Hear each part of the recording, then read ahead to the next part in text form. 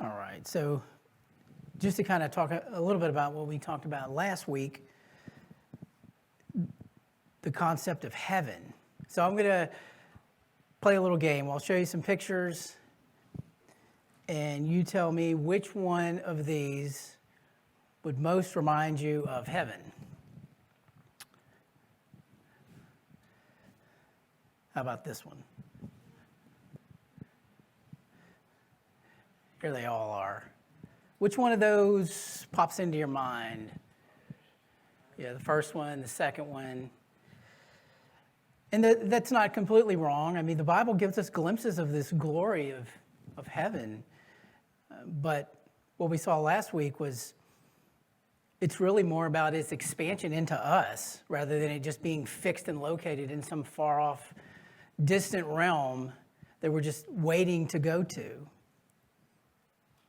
So that progression that we saw through the ascension, so the ascension is vital to our understanding of heaven because Jesus left, right, so that he could send his Spirit to indwell all of us. So he's sitting at the right hand of the Father in victory, being crowned as king. He has secured our redemption. And because of that, he says, it's better that I go so that the Spirit can come and do even greater things, believe it or not, than what he did. So heaven is not so much about being located, or where it's located, but it's about relationship. It's about carrying it with us.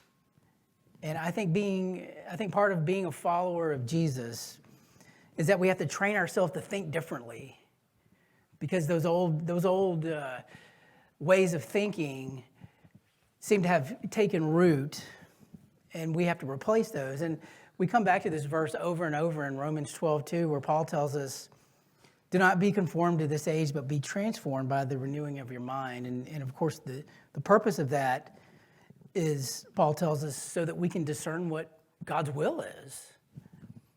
So if we practice this for a minute, this new perspective, think about heaven going outward with you. Think about your week. Where will you be going this week? What kinds of things will you be doing? I mean, you may not know everything, but you have a general idea maybe of what your week might be like. You'll meet some people for sure. Who will you be meeting with? And what kind of situations will you be in? The perspective is to think of those situations as places where you can bring heaven's presence in some way. In that intersection of heaven and earth in you, that you're not just going to work, you're not just running errands, that you're bringing heaven's reality into all of these places. That's the point of Pentecost,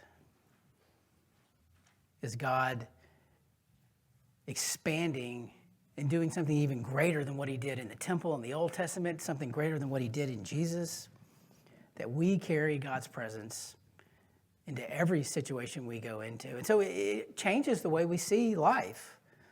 We should think differently about our lives and about God's mission and about how our lives fit into that mission.